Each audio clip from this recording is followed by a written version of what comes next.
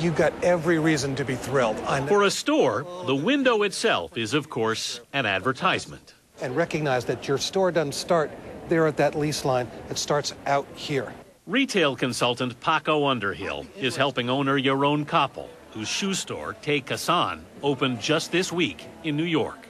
This is what you've been dreaming about, isn't it? Underhill, who calls himself a retail anthropologist, is the author of Why We Buy, The Science of Shopping.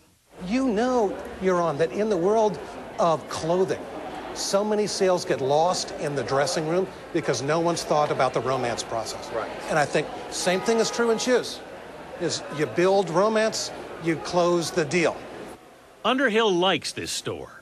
This is, I think, a really interesting retail experiment because the people doing this store are trying to blow up the high-end women's shoe category. They've set up curtained booths where you can try on shoes in privacy or with your friends.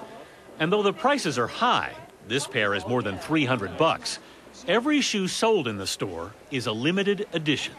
And you know that there are only a certain number of people walking the face of this earth that are going to have this shoe. Right. And that is a great story. Makes it special.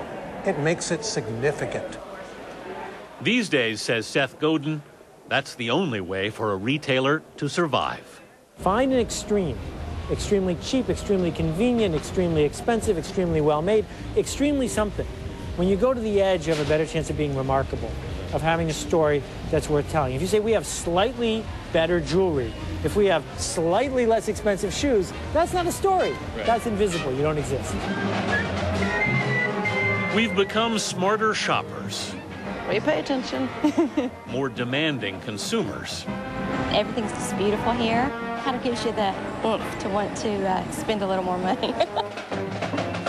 Retailers are learning they have to understand us better, or else the holiday parade will pass them by.